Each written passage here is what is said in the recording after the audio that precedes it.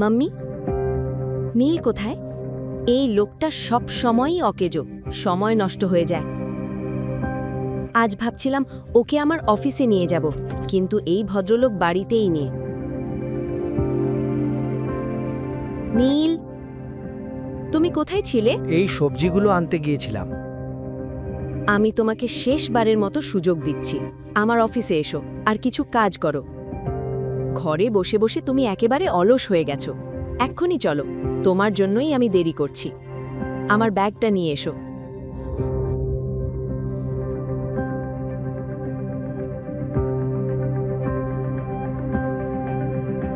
এগুলো সব নিয়ে চলো। হাই বিজন। হে আদ্রিতা, তুমি কোথায় ছিলে জানো তো? আমি 1 ঘন্টা ধরে তোমার জন্য অপেক্ষা করছি।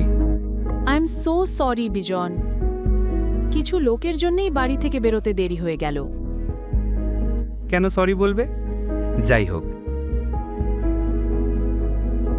দেখো আদ্রিতা, আমি তোমার জন্য একটা অসাধারণ সাব্বিসাচি লাহাঙ্গা এনেছি। এই একই লাহাঙ্গা দীপিকা তার বিয়েতে পরেছিল। তোমাকে তো তোমার বন্ধুর বিয়েতে যেতে হবে, তাই না? এবার তুমি এটা পরবে। ওয়াও বিজন, তুমি এটা আমার জন্য এনেছো? হ্যাঁ, এটা সত্যিই খুব সুন্দর। তোমার উপহারের জন্য অনেক ধন্যবাদ। ধন্যবাদ দেওয়ার কি দরকার? তোমার তুলনায় এটা কিছুই না। আমি এটা আমার বন্ধুকে দিয়েই বানিয়েছি। সরাসরি তাকে ডিজাইন করতে বলেছিলাম। পুরো 20 লাখ টাকা। ও মাই গড, 20 লাখ টাকা! বিজন, আমি একেবারে এই লেহেঙ্গাটাই আমি চাইছিলাম।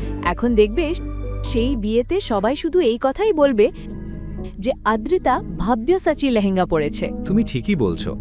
আর এমনিতেই তুমি তো কম সেলিব্রিটি নও। বিজন আপ্রাণ চেষ্টা করছিল আদ্রিতাকে ইমপ্রেস করার। আদ্রিতা, এই লেহেঙ্গাটা নকল। কি? এটা আসলের কপি? তুমি কি বলছো? তোমার অবস্থা দেখেই বোঝা যায় তোমার তো একটা শার্ট কেনারও টাকা নেই। ভাব্যাসাচী ব্র্যান্ডের নাম কখনো শুনেছো? আর তুমি এটাকে নকল বলছো? আসল লেহেঙ্গাতে সিল্ক ব্যবহার করা হয়। কাপড় আলাদা, ডিজাইনও আলাদা। দ্বিতীয়ত, ভাব্যাসাচীর বানান বড় হাতের অক্ষরে লেখা থাকে। আসল লেহেঙ্গাতে সব ডিটেল থাকে। এই নকল লেহেঙ্গাগুলো শহরে 5,000 টাকায় বিক্রি হয়। আদ্রিতার কাছ থেকে ভালো করে দেখতেই বুঝলো লেহেঙ্গাটা আসলেই নকল। এটা দেখে বিজন চুপ করে গেল এবং নিজেকে বাঁচানোর চেষ্টা করতে লাগলো।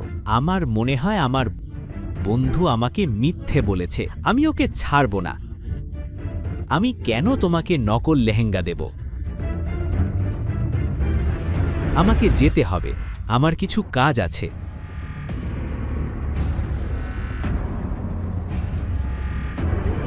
আদ্রিতা, আমি আগে কখনো তোমাকে উপদেশ দিইনি, কিন্তু এই লোকটার থেকে দূরে থাকো। সে তোমাকে ইমপ্রেস করার জন্য সস্তা নকল জিনিস দিচ্ছে। আমি কথা দিচ্ছি, একদিন আমি তোমার জন্য আসল ব্র্যান্ডেড উপহার আনব এবং তার জন্য যতটা পরিশ্রম লাগে করব। নিজের মনের কথা আদ্রিতাকে বলার পর নীল তার জবাবের অপেক্ষাও না করে কেবিন থেকে বেরিয়ে গেল। তাদের 20 বছরের দাম্পত্য জীবনে এই প্রথম আদ্রিতা অনুভব করল যে নীল সত্যিই তার খেয়াল রাখে। সে তাকে খারাপ লোকদের থেকে রক্ষা করছে। নীলের এই রূপ দেখে আদ্রিতা হতবাক হয়ে গেল। আজ প্রথমবার আদ্রিতার মনে এই প্রশ্নটা এলো, নীলকে আমার থেকে দূরে সরিয়ে দিয়ে কি আমি ভুল করেছি? আমি কি ভাবছি? বিজন আমার বিজনেস পার্টনার, ধনী আর সফল ব্যবসায়ী, আমাদের কোম্পানির প্রধান ইনভেস্টর। যদি এই ঘটনার জন্য বিজন আমার কোম্পানি থেকে সরে যায়, নীলের জন্য আমি আমার এত বছরের পরিশ্রম হারিয়ে ফেলব। আমি এই হার্ডওয়ার্ক ছাড়তে পারি না। আমার নীল দরকার নেই, আমার বিজন দরকার। এটা ভাবতে ভাবতেই আদ্রিতা নীলের ওপর আরও বেশি রেগে গেল। নীল, এটা কি পাগলামি? হ্যাঁ, কে তোমাকে অধিকার দিয়েছে আমাকে উপদেশ দেওয়ার? চুপ করো। তোমার এত সাহস কিভাবে হলো? এখানে তোমাকে আনা আমার ভুল ছিল। এখন চুপচাপ এখান থেকে বেরিয়ে যাও, চলে যাও। আরে দাঁড়াও, কোথায় যাচ্ছ? তুমি কি আমার কথা শুনতে পাচ্ছ না?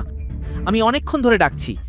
আমার সামনে আমার উপহার নিয়ে এমনভাবে অপমান করার সাহস কিভাবে হলো? তুমি নিজেকে বিক্রি করে দিলেও তো এমন উপহার কিনতে পারবে না। দ্বিতীয়ত, নিজের জায়গাটা জেনে রেখো। আমি চাই এটা। তুমি গরিব গরিব জামাই আমার সঙ্গে তর্ক করো। নীল এখনও প্রকাশ্যে ঝামেলা করতে চাইছিল না, কিন্তু যখন কেউ তোমার নীরবতার সুযোগ নিতে শুরু করে তখন কথা বলা প্রয়োজন হয়ে যায়। প্রথমত, বাকি গল্প জানতে দেখুন পরের এপিসোড শুধুমাত্র পকেট এফএমের ইউটিউব চ্যানেলে। আর গ্যামলারের সব এপিসোড শুনতে পকেট এফএম অ্যাপ ডাউনলোড করুন এবং বর্ণনায় দেওয়া লিঙ্কে ক্লিক করুন।